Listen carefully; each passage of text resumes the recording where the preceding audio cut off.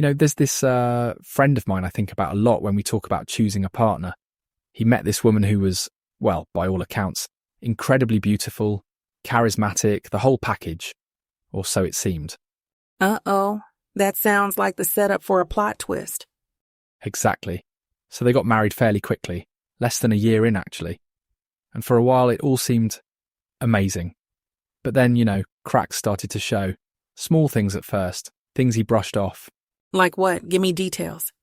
Well, it became clear that their values didn't quite align. She didn't really respect the discipline he brought to his work, his life mission. And loyalty? That, became a painful issue. Let's just say her past behaviours didn't stay in the past. Oof, that's tough. So, do you think he kind of ignored the warning signs early on? Yeah, absolutely. He focused on the surface, her looks, her charm, and didn't really dig deeper into who she was. Her mindset, how she handled challenges, even how she treated others when no one was watching. Right, and there's this thing about patterns, right? Like, whether someone's actions line up with what they say. Exactly. Actions are everything. A lot of people say, oh, that was just my past, it doesn't define me, but really your past is your resume for your future self. It's the clearest indication of how you'll act under stress or when no one's looking. I just read something crazy the other day. Like how boredom can even reveal stuff about someone. How they treat quiet moments or downtime. It's kind of like their default mode shows up. Exactly, and that plays into loyalty and respect too. If someone gets unsettled whenever things aren't exciting, it can hint at how they deal with real challenges in a relationship. My friend, he missed that test, and it cost him a lot in the end. So, what do you think people overlook the most when they're choosing a partner? I'd say mindset. Does this person think critically? Are their values really aligned with yours? And loyalty. Loyalty is huge. Everything else, beauty, charisma, it fades. But loyalty and core values, those are what hold up when times get rough. Yeah. Like, who are they when the shine wears off? That's the real test, right? Exactly. And unfortunately, not everyone takes the time to peel back those layers before they commit. That's such a powerful takeaway. Loyalty being the glue that holds everything together when things get rough. It actually reminds me of this guy I interviewed once, a local chef with this tiny but super popular restaurant.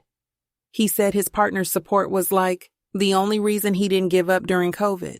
She basically held everything together. That's a great example.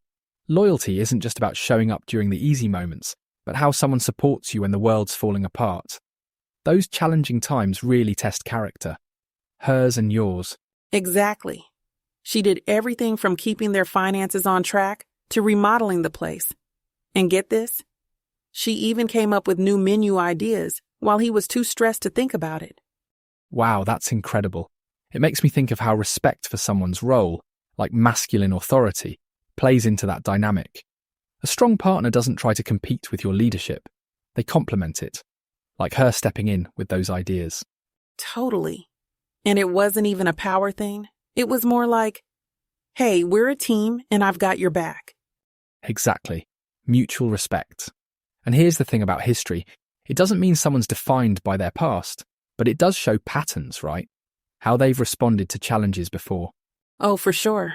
I mean, if someone's past shows a pattern of, bailing when things get hard, that's a huge red flag.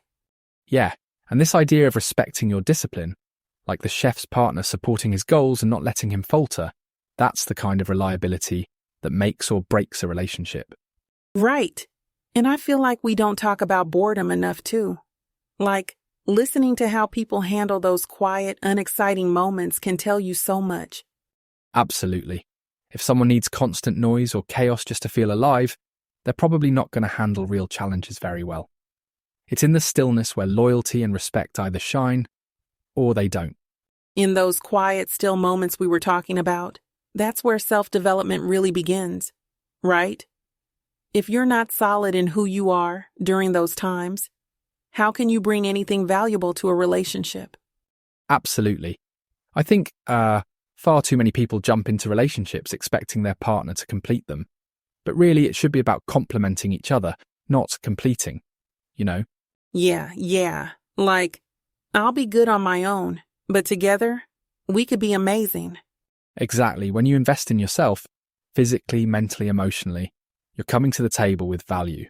And the right partner sees that and matches it, or even amplifies it. Right? And I love the idea of being an asset to each other's purpose. Like, it's not just, how do I benefit you? But, how do we grow together? Exactly. That's where shared vision comes in. If you're both chasing totally different goals that clash, it's going to be hard to build anything meaningful.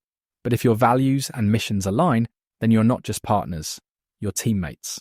Okay, but how do you test that? Like, early on, how do you know if someone's really aligned with your vision? Or if they're just saying what you want to hear? Great question.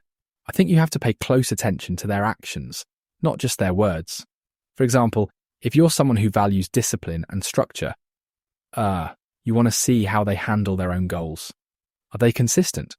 Do they show integrity when no one's watching? Right? Like you don't just ask, you observe. Exactly. It's not about setting tests per se, but life itself will reveal what you need to know. And sometimes you do have to step back, create a little distance, and see how they behave in your absence. Oh my gosh, yes. Like, are they okay when you're not around? Or does everything fall apart the second you step away? Exactly. A strong partner thrives in your absence. They don't need you to police them. Their character is steady whether you're there or not. And that's where mutual trust builds. Yeah, and I guess that honesty goes both ways too. Like, are you also someone who can bring value to their life? Or are you just taking up space? Absolutely. Self-reflection is key. You need to ask yourself hard questions too. Am I really ready for this kind of partnership? Am I the person I'd want to be with? And if not, work on that first. I love that. It's about accountability, right? Like owning your side of the equation before expecting someone else to show up perfectly. Exactly, and that's the real brilliance of a partnership, when it's built on two individuals who are strong on their own, but unstoppable together. It's not about finding someone to lean on, it's about building something bigger than either of you could alone.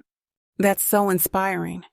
Honestly, if more people approached relationships this way, I think we'd see a lot more, lasting connections. Totally. But it all comes back to self-awareness, alignment and action. If you focus on that, the right partnership becomes less of a gamble and more of a natural progression. And on that note, I guess that's a wrap for today's episode. What a conversation, Eric. It's been great, Vanqeue. And to our listeners, remember, build yourself first, align your vision, and choose wisely. Thanks for tuning in. See you next time.